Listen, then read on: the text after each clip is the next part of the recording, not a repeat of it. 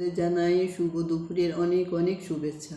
তোমরা সবাই ভালো আছো আশা করি, আর তোমার বন্ধুও ভালো আছে। আজকের মধ্যাহ্নভোজের থালিতে কি কি রান্না করেছি তোমাদের সঙ্গে সেইটা শেয়ার করব। আর তার আগে আমি বলছি, আমার বোন না, আমি গুছিয়ে কথা বলতে পারি না বলে খুব বকে।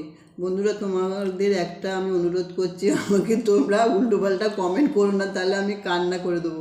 কেন, আমি স্বীকার করছি, অন্যায় স্বীকার করছি, আমি গুছিয়ে কথা বলতে পারি না। আমার বর রাত দিন খিটির খিটির করে। তাহলে বন্ধুরা চলো তোমাদের সঙ্গে দেখাচ্ছি কী কী রান্না করেছি। প্রথমে দেখাই সাদা ভাত। শাক করেছি নারকোল দিয়ে, সর্ষে ফোড়ন দিয়ে, কাঁচা লঙ্কা ফোড়ন দিয়ে ভাজা ভাজা করেছি, দেখতে পাচ্ছ। কিন্তু তোমরা যদি এরকম করে খাও দারুণ খেতে লাগবে। পেঁয়াজ রসুন দিয়ে অনেকে খাও, কিন্তু নারকোল দিয়ে করলে না ভাবে চিংড়ি মাছ দিয়ে খাচ্ছ। আর আমাদের গাছের কাঁচা লঙ্কা তুলে এনেছি।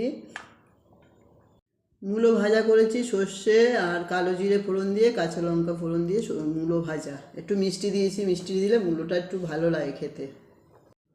আর লোটে মাছ করেছি কী দিয়ে বলো তো, আজকে সব মূলো দিয়ে করেছি, পেঁয়াজ দিয়ে, আদা রসুন বাটা দিয়ে, ধনেপাতা দিয়ে লোটে মাছ করেছি।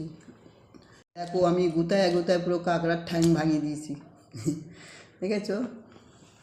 আমি সাদা সাদা রান্না করি, কেন ডাক্তারবাবু আমাকে তেল মশলা খুবই কম খেতে বলছে, কিন্তু রান্না খুব স্বাদ হয়। তোমরা যদি না খাও বুঝতে পারবে না, তোমরা ভাববে এই সাদা সাদা রান্না খেতে ভালো হয় না, কিন্তু বিশ্বাস করো রান্না দারুণ হয়। আমার হাতে যারাই রান্না খায় তারাই বলে খুব টেস্ট হয় রান্নাটার। কী করে হালকা মশলা দিয়ে এত স্বাদ হয় আমরা নিজেও বুঝি না। আর শেষ পাতে মিষ্টি আর জল, এই যে রসগোল্লা না খেলে বাঙালিদের খাওয়ার ঠিক জমে না। তাই আমাদের তো তোমরা জানো শেষ পাতে রসগোল্লা খাই।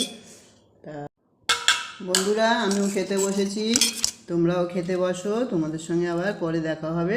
টাটা।